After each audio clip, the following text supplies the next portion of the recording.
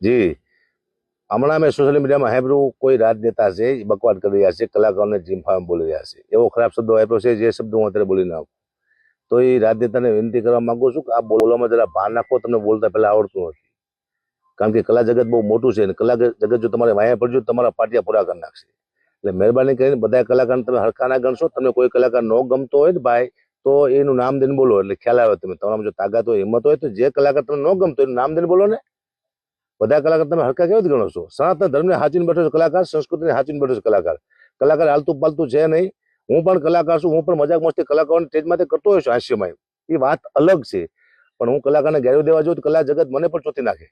તો આપણે વિનંતી કે બોલવામાં ધ્યાન રાખો. કારણ કે હું 30મા પ્રોગ્રામ બંધ કરવાનો હકાબા ગઢવી એક જાહેરાત કરી છે. 30મા પ્રોગ્રામ બંધ કરી દેવાનો. શું લેવા? તમારા જેવા લોકોના હિસાબે કે તમે બકવાડ કરશો અમારે સહન થાય છે નહીં, એ કરતા પ્રોગ્રામ બંધ કરી દેવા હારા. એમ જો કલા જગત કલામાંથી નિવૃત્તિ લે છે ને ભાઈ, તો સંસ્કૃતિનો સત્યાનાશ થઈ જાય છે.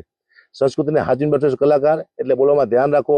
કલાકાર લૂંટી લે છે, આવો શબ્દ પણ તમે રાખ્યો છે. કલાકાર શું તમે છરીયું મારવા આવ્યા છે?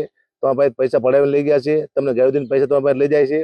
કલાકાર તમે બોલાવો એટલે કલાકાર આવે તમારી ત્યાં, તમે પૈસા આપ્યા હોય તમારું સારું બોલે. કોઈ પણ સમાજ અમને કલાકારને બોલાવશે, પૈસા આપશે એટલે એના બે શબ્દ અમારે સારા બોલવા જ પડશે. કારણ કે અમને પૈસા આપ્યા છે, બે શબ્દ સારા બોલવા જ પડશે. તમે આપો પૈસા, અમે તમારું સારું બોલશું. કારણ કે તમારે 1 રૂપિયા દેવો નથી ભાઈ. રાજનેતા તમે જેવો હોય, તમે ઓળખતો નથી તમે કોણ છો. એ તમારે 1 રૂપિયા દેવો નથી, તમારે બોલાવા નથી. અને પાછું અપેક્ષા રાખો કલાકારને ખરાબ કહો. તમે શરમ આવી જોઈએ. આવા ખરાબ શબ્દ તમારે ન બોલાય.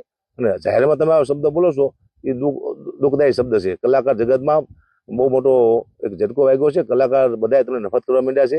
એટલે હરેક સમાજમાં કલાકાર છે. આ બધા સમાજો તમે અપમાન કર્યું છે, સનાતન ધર્મનું અપમાન કર્યું છે તમે.